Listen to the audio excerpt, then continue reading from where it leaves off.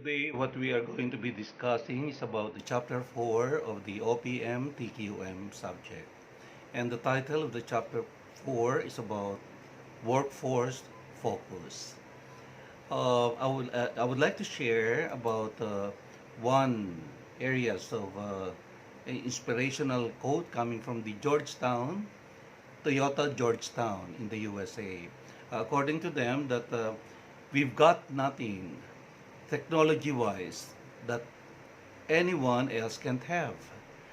So therefore, more technologies, there are more technology savvy, they have a lot of technology design in the system and processes. But then apparently, according to them, there's no secret Toyota quality machine out there.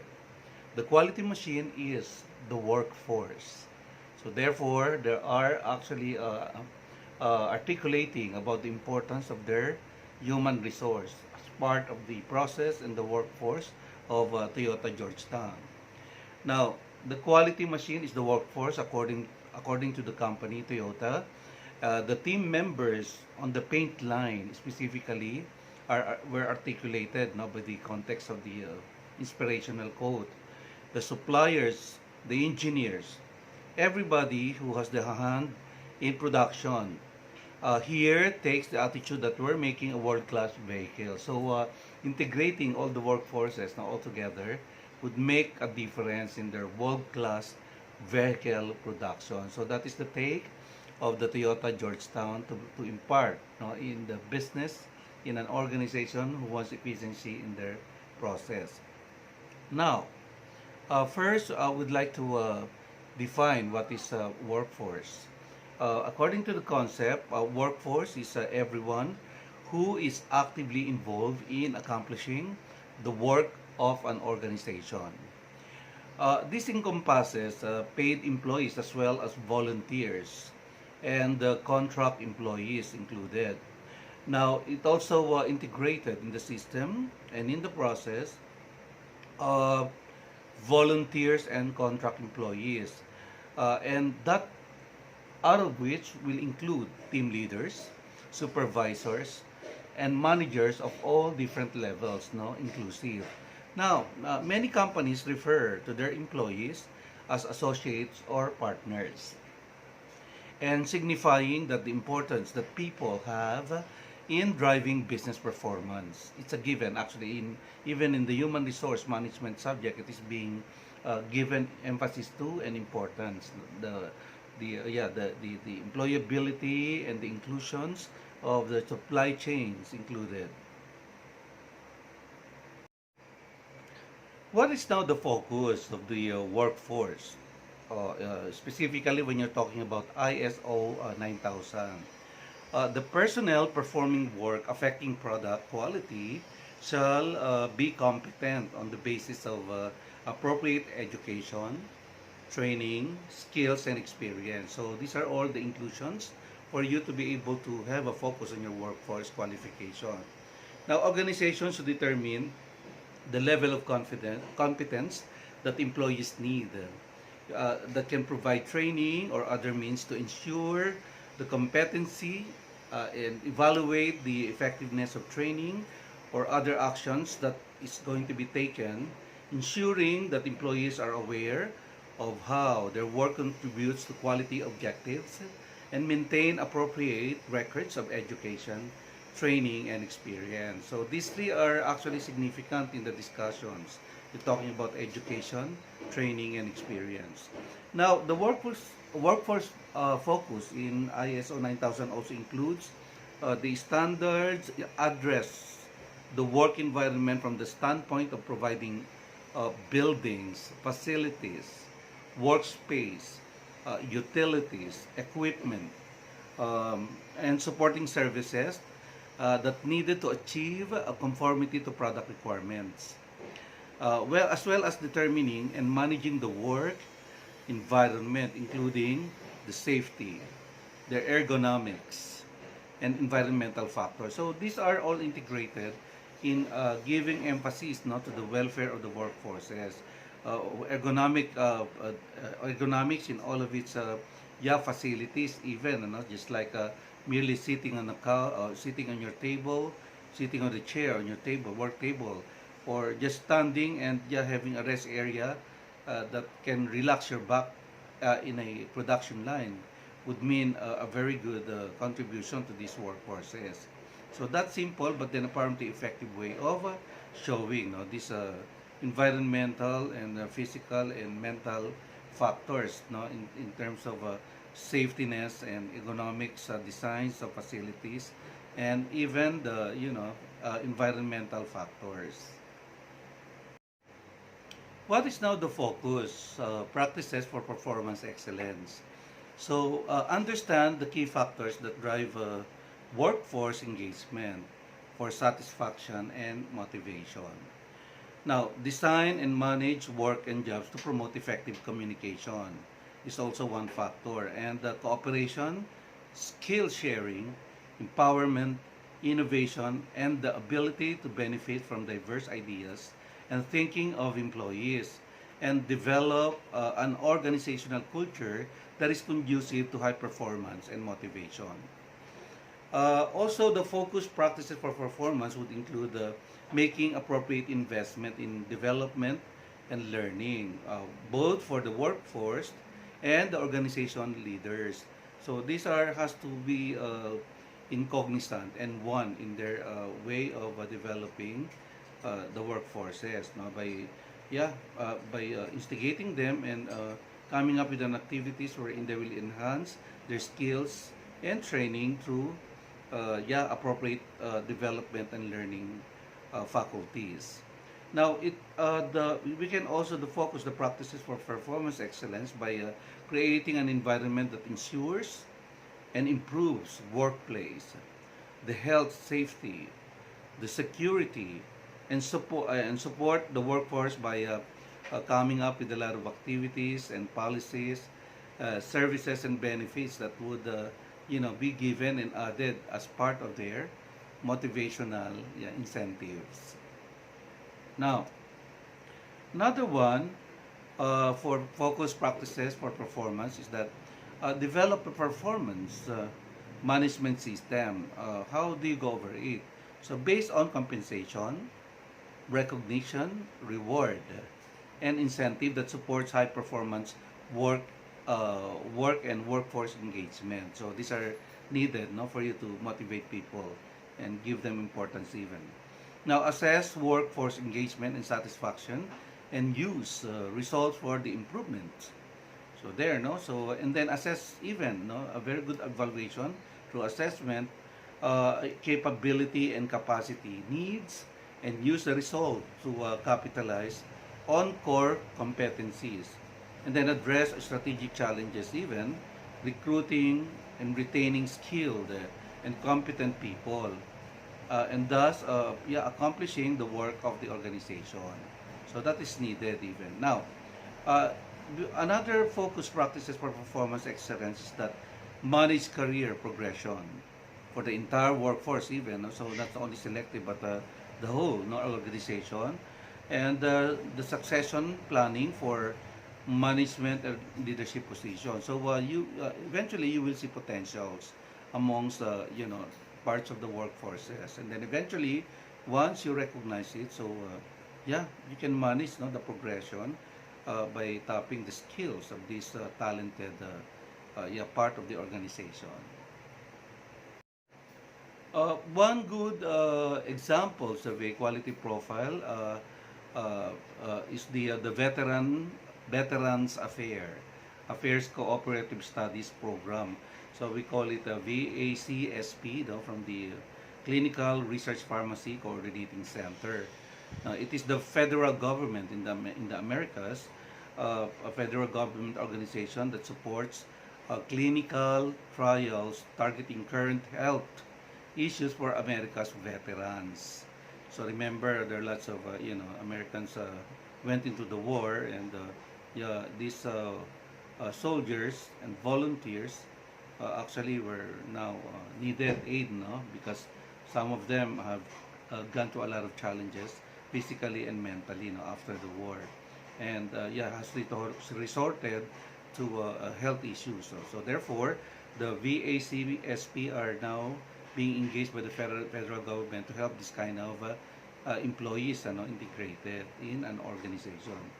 And the center sees engagement as the single most important criterion for workforce satisfaction even. Now, excellence in the workplace, superior customer service, and personal involvement in organizational improvements are rewarded through the center's performance management system with visible and tangible benefits. Now, in the Protec Coating Company, another quality profiling, a joint venture between the United States Steel Corporation and Kobe Steel Limited of Japan. So it's the U.S. and Japan now all together joining ventures and providing coated sheet steel primarily to the U.S. automotive industry. So there, collaboration with Japan, Philippines for an automotive industry. Now, the culture centered around three fundamental steps. So yeah, that's it. No? So number one is the ownership, and then responsibility and accountability. So that goes hand in hand with these two different countries, although they're warring forces during the war, but then apparently after the war now it's a collaboration in business altogether.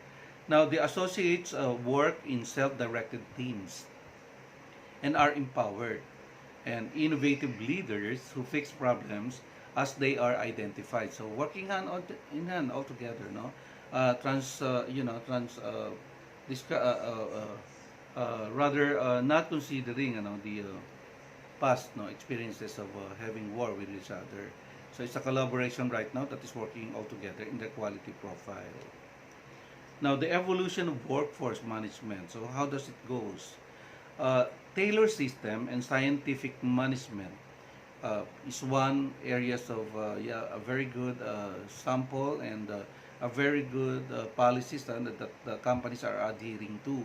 Now the Taylor system and scientific management has improved productivity, changed manufacturing work into series of mundane and mindless tasks, and promulgated adversarial relationship between labor and management, and then failed to exploit the knowledge and creativity of the workforce.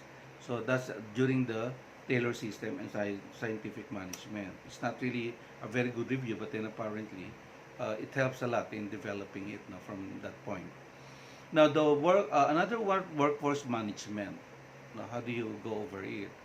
Which has also been widely known as human resource management or HRM. No? So that's why I'm integrating it earlier in our discussion. Now, it consists now of those activities designed to provide for and coordinate the people inside the organization. So what are these now? Determining the organization's workforce needs is important for you to be able to know and understand. So you have to determine the needs of the workforce. And then assisting in the design of work system is also part of the workforce management. Recruiting, selecting, training, and developing has to conform with the requirements. And then, counseling, motivating, and rewarding employees is also part of it. The workforce management will also develop acting as liaison and unions and government organizations. So altogether, they meddle in the affairs of this very strong part of the organization. And the workforce management also handles other matters of employee being. So whatever that means is. The strategic human resource management is a concern with contribution HR strategies make to organizational effectiveness and how these contributions are accomplished. Now, it involves in designing and implementing a set of internally consistent policies and practices to ensure that an organization's human capital, the human capital are the employees' collective knowledge, skills, and abilities that contributes to overall business objectives. Okay? Now, how do we consider a high performance work culture? Now, first, a performance is the extent to which an individual contributes to achieving the goals and objectives of an organization. While high performance work is a work approaches used to systematically pursue ever higher levels of overall organizational and human performance. Now, how are you going to classify and characterize it? Now, it is being characterized by flexibility, innovation, knowledge and skill training, sharing, alignment with the organizational directions, customer focus, and rapid response to changing business needs and market requirement. So these are all the characters, no, that are considered high performance work culture. Now, it is also important to recognize the conditions of collaboration in a high performance work culture.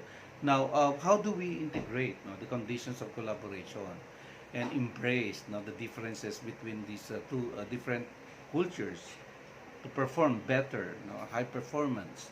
Uh, we have to recognize the respect in the cultures, attitudes, behaviors, no, understanding them, and then eventually aligning the values of the individual's beliefs. Yeah, that's it, no? And yeah, cultures and values, no? So there, and then let them recognize and understand the shared purpose of yeah, the vision and the objectives of the company, and communication is actually has to be engaged well, fully well, and be understood. And of course, the very one good element also is developing trust. And trust should have to be present in all of the aspects of the operations of the organization. Okay, if I may repeat, the conditions of collaboration in a high performance culture are respect, aligned values, shared purposes, communication, and trust. Now, another areas to consider in the workforce engagement is the extent of workforce commitment, both emotional and intellectual, to accomplish the work, mission, and vision of the organization, and ensuring the engagement of the workers. Now, in the workforce engagement, you find personal meaning and motivation in their work, and then develop a strong emotional bond to their organization, and actively involved in and committed to their work. So again, commitment and strong emotional bond is the key word. Now, it feels that their job are important, no? So giving emphasis on that, and know that their opinions and ideas have value. So yeah, that's it. Engagement are important, no? Yeah, that you hear them, you listen to them, uh, and then they go beyond their immediate job responsibilities for the good of the organization. That is what the result of a very good workforce engagement, going beyond the responsibilities.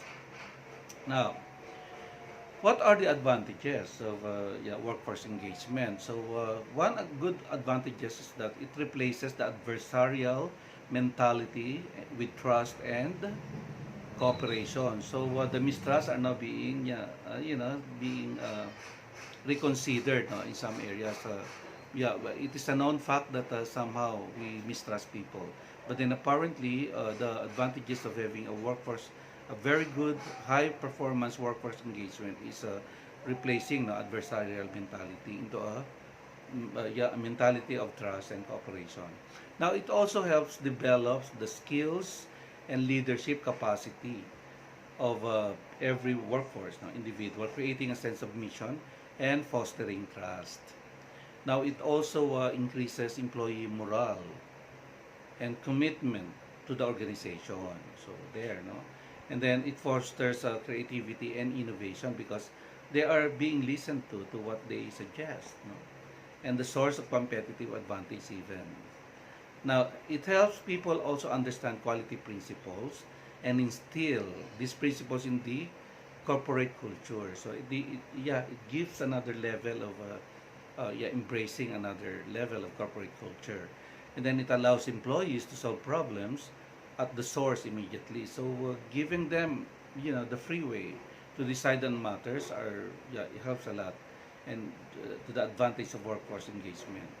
Overall, it improves quality and productivity. That's it. Now, so there are top drivers of workforce engagement. No? So what are these? So again, time and again, this phrase is continues to continues to come up. So commitment to organizational values, knowing that customers are satisfied with products and services, beliefs that opinions count, clearly understanding work expectations, understanding of how personal contribution help meet customer needs, being recognized and rewarded fairly, knowing that senior leaders have value the workforce, being treated equally with respect. And another top drivers of workforce engagement is being able to concentrate on the job and work processes and alignment of personal work objectives to work plans. Now, the employee involvement, no? So it is recognized and defined as any activity by which employees participate in work-related decisions and improvement activities with the objectives of tapping the creative energies of all employees and improving their motivation. So that is employee involvement. Now, motivation, no? So it comes in handy in terms of definition and understanding. So again, motivation is an individual's response to a felt need. Now, the theories behind this concept of motivation are Maslow, McGregor, and Hertzberg. The, that is under the masterpiece by these philosophers, the content theories. So if I may repeat, motivation under the content theories are by Maslow, McGregor, and Hertzberg. Now, in the process theories, we have Vroom, Porter, and Lawler. Again, process theories for Vroom, Porter, and Lawler.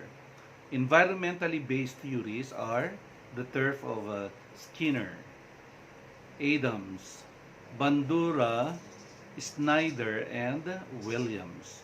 Environmentally based theories by Skinner, Adams, Bandura, Snyder, and Williams. Now, if I may repeat, this motivation has come in three theories, that felt need theories, under the content theories, the process theories, and the environmentally based theories.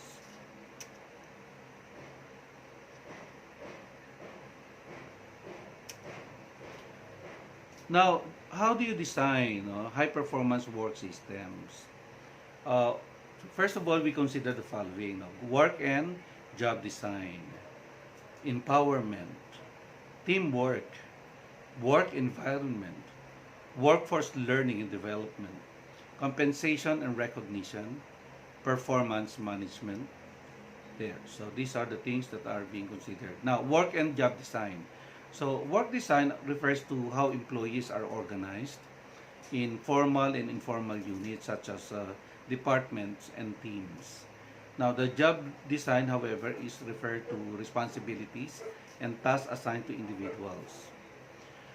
Now, how do you enhance work design? So, one is job through job enlargement. No? It's expanding workers' jobs. And then the job rotation also helps in enhancing work design by having workers learn several tasks and rotate among them. Another one is the job enrichment, granting more authority, responsibility, and autonomy. So now, if I may repeat, the enhancing work design are job enlargement, job rotation, and job enrichment. Now, I may share the Hackman-Oldham model. The model proposes that 5 core characteristics of job design. So under the Hackman-Oldham model, these are task intelligent, or rather task significance, task identity, skill variety, autonomy, and feedback from the job. Now, these three influence three critical psychological states. So, what are these? Experience meaningfulness, experience responsibility, and knowledge of results, which in turn drive work outcomes to employee motivation, growth satisfaction, overall job satisfaction, and work effectiveness. So that is Hackman, Oldman model. Empowerment, no? So it's giving people authority to make decisions based on what they feel is right, to have control over their work, to take risks and learn from mistakes, and to promote change. Okay, that is empowerment.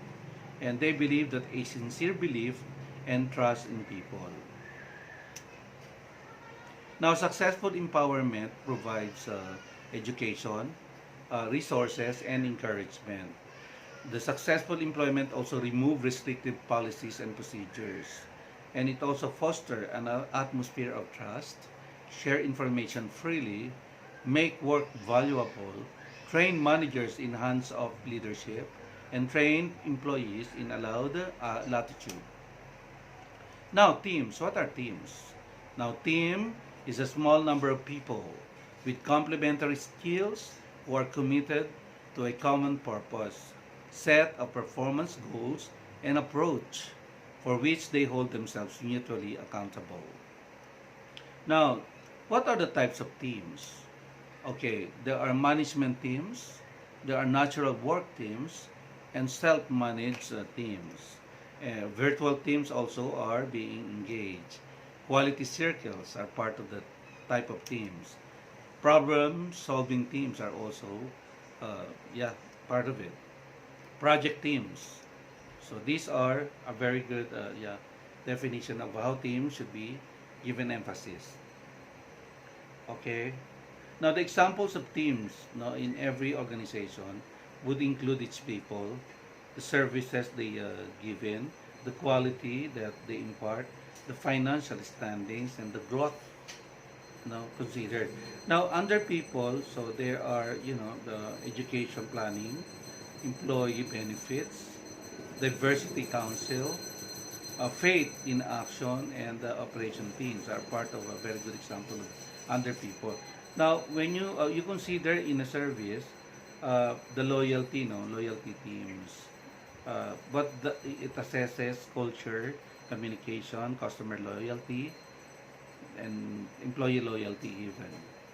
Under the quality, a very good example is the services that the company provides, whatever industry that is. And you're talking about integrity, and part of it, the environment of care even to customers.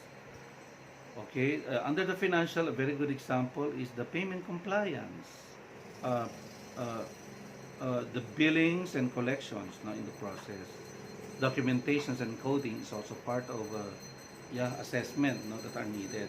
Now, what are growth is being provided in the service and the introduction of new products and ideas. Team skill requirements are conflict management and resolutions, team management, leadership skills, decision making, communication, negotiation, and cross-cultural training. So these are the requirements that are needed for determining, a very good example and qualification of a team. Okay, an efficient and effective team.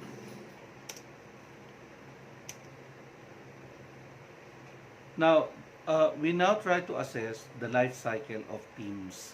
Remember that teams are only being given and provided to, not in a longer period, but it innovates in some matters. Now, the life cycle of teams starts from forming. Forming takes place when the team is introduced, meet together, and explores issues of their new assignment. So that is forming. Now, storming occurs when the team members disagree on team roles.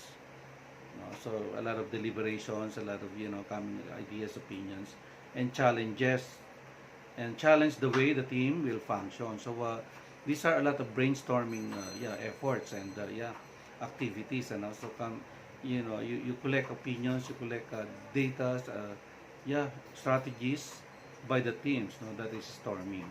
So we have forming and storming. Now norming is another one. It takes place when the issues of the previous states have been worked out. So there, no, all the agreements has already been formed, and given emphasis to the performance, no, and team members agree on roles. So that is already the delineation of the given emphasis to each responsibilities. Agree on roles, ground rules, and acceptable behavior when doing the work of the team. So there, no. So forming, storming, and norming. Next is performing. The performing characterizes the productive phase, now the implementation process. It's the phase of the life cycle when teams members cooperate to solve problems, to complete the goals of their assigned work. So after the norming and giving individual responsibilities, now you manifest now by implementing what was agreed upon by the group. So that is performing. Adjourning is the phase in which the team wraps up the project. So remember, in every project, there are certain teams that are going to be developing. Now, after the forming, storming, norming, and performing on a particular project given, adjourning comes in place. No? So a team wraps up the project, satisfactorily completes its goals, and prepares to disband or move on to another project. So once the project is just like a construction firm, no, building a building a facilities like buildings, no, tenement or whatever there is, condominiums.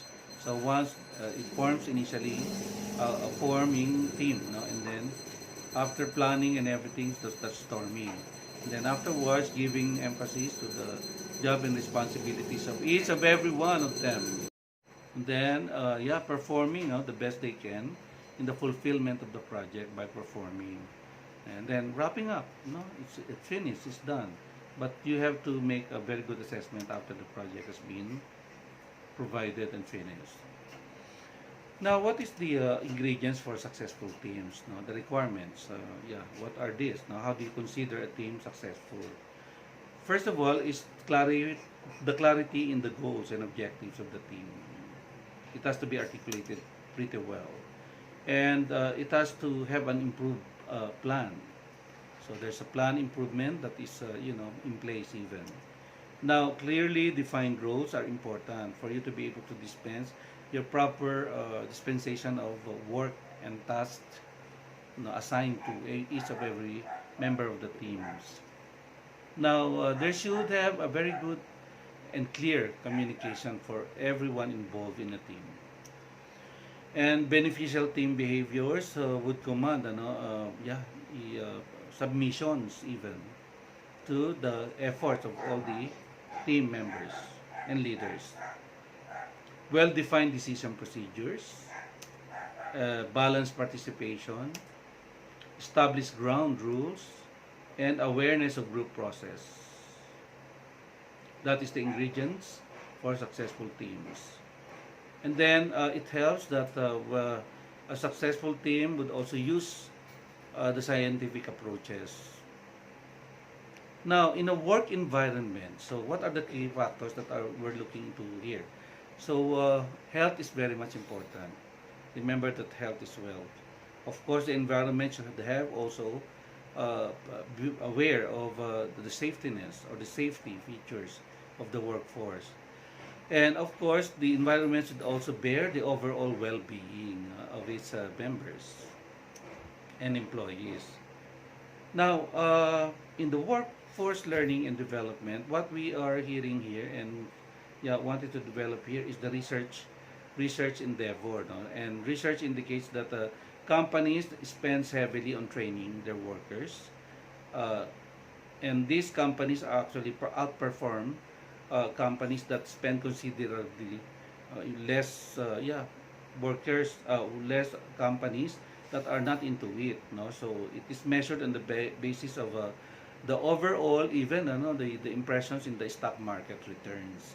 So once a company has established that they are actually engaged in a lot of research and development on their products and services, so therefore the stock, the market would have an assumption that this company is strong and has a very sense of sustaining their operations for a longer time.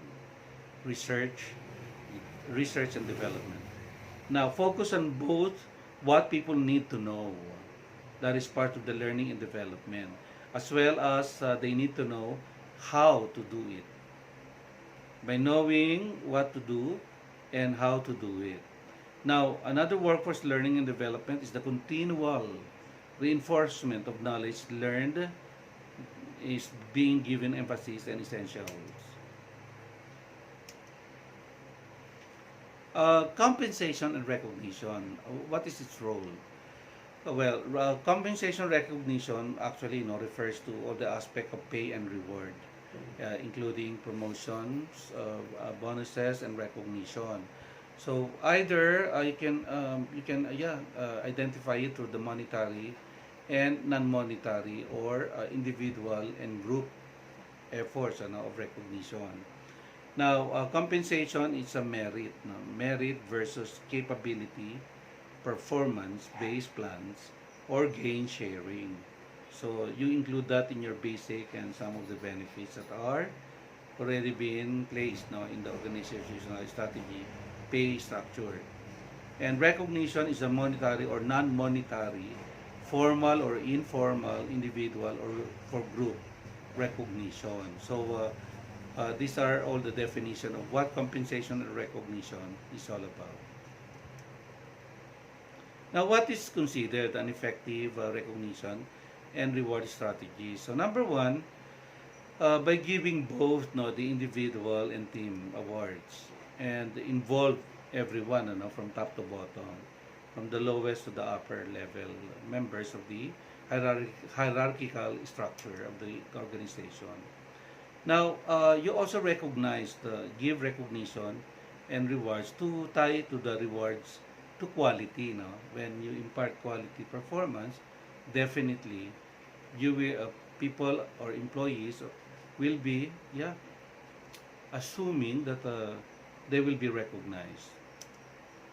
And then allow peers and customers to nominate. So by giving participation coming from these stakeholders, and the recognition that superior performance is also being provided. Now, it pays to know that many would understand and know that people are being recognized. So publicize extensively, give publication extensively, write full information, and that's it. Recognition even by having to let everyone knows about the efforts of someone. And make the recognition fun, not a formal one, but be creative and fun about how to dispense recognition. Now, we have what is called the performance management. So, how do we instill performance management? So, how are performance management being measured? Okay, how you are measured is how you perform. So, that is one areas of consideration. The conventional performance appraisal system is also one areas of consideration. How do you go over it? So number one is focus on short-term results and individual behavior, which fail to deal with uncontrollable factors. So you're not, on hand on the results of it. No? Now, the new approaches will focus on company goals, such as quality and behaviors like teamwork. How does it go? How does a company achieve goals being instigated by teams, by the behavior of these teams? Now, the performance management will also would like to engage the 360-degree feedback on the mastery of the descriptions. Now, in the premier performance management process, the steps has four. So, number one step is establish the expectation, define expected outcomes and behavior. Number two is managing performance. It provides performance feedback and support. Number three is measure and reward performance. So how do you do it? By assessing the performance appraisal through reward that is appropriate based on the outcomes and behavior. Now, number four is improve performance by providing development and growth there for continued improvement and growth. So that is how we assess the premier performance management process. Now, how do we effectively assess workforce satisfaction and engagement? So, outcomes measures. So, what are these? Number of teams are included, the rate of growth, percentage of employees involved, number of suggestions implemented, time taken to respond to suggestions, employee turnover, even absenteeism and tardiness are being measured. Grievances are being also give emphasis. Perception of teamwork and management effectiveness, engagement, satisfaction, and empowerment are also part of it. Now, for the process measure, number of suggestions that employees make, numbers of participants in project teams, participation in all programs, specifically in education, and then average time it takes to complete a process. That's part of the assessment of effectiveness, satisfaction, engagement. Whether teams are getting better, smarter, and faster at performing improvements, improvements in team selection and planning process, the frequently of use of quality improvement tools, employee understanding of problem solving approaches, and the senior management involvement.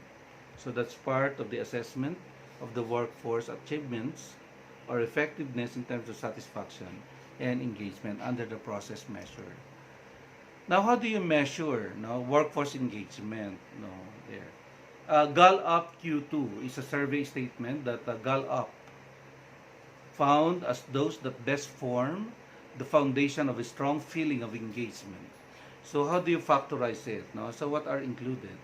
Now, these are what is expected of one's work. That's the measuring workforce engagement.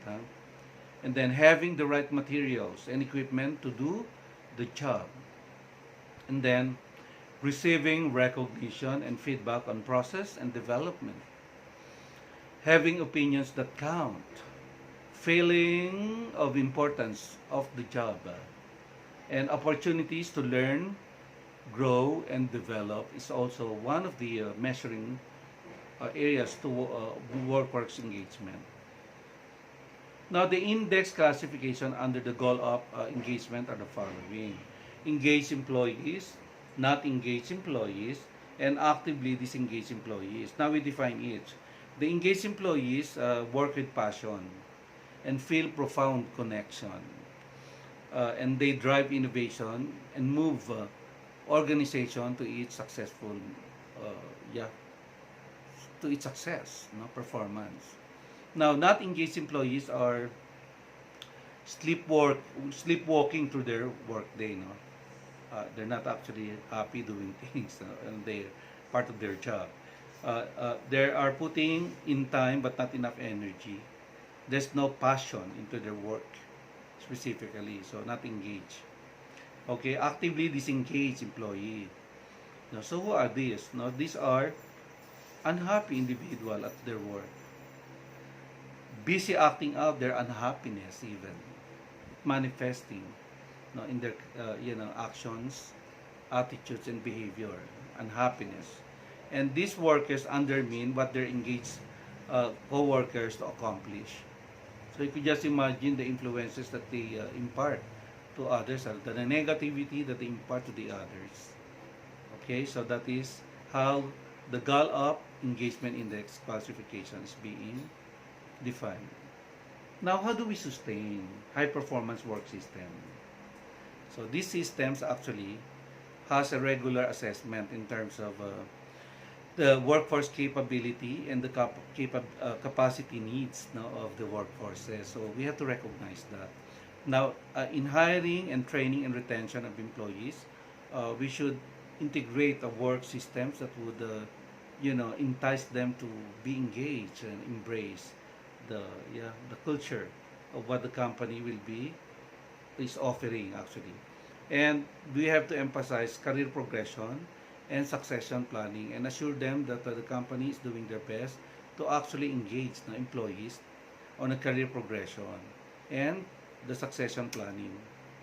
Now, the workforce capacity refers to an organization's ability to accomplish its work processes by the recognition of their knowledge, skills, abilities, and competencies.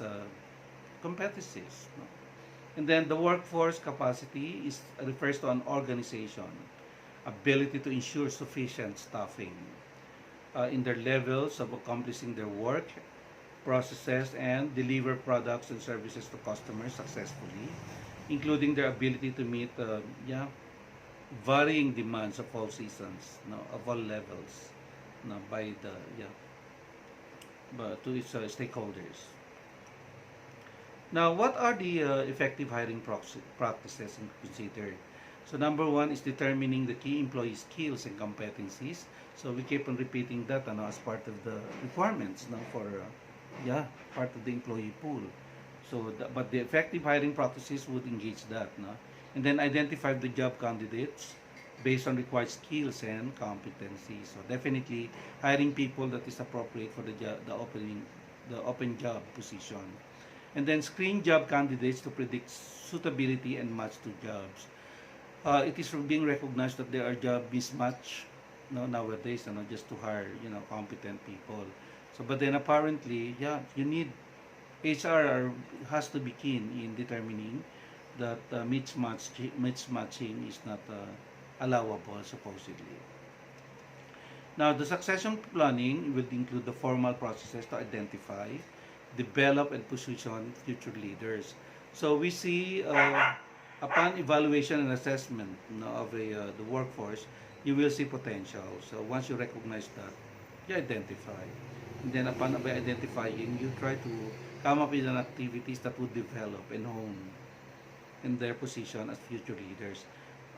It will help if you're going to be part of the succession planning, the proper mentoring, efficient coaching, and by giving them a lot of exposure through job rotation, by knowing the overall operations of the company, knowing the nitty-gritty of each of the department, and that is job rotation, that is part of the succession planning.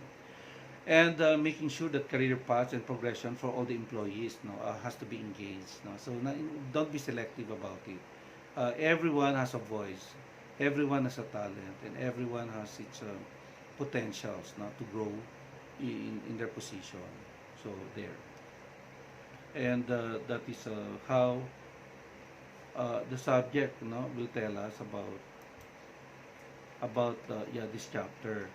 Okay, so it is important actually for us to be able to understand the context of the workforce, its importance into the development and improvements of the processes inside an organization.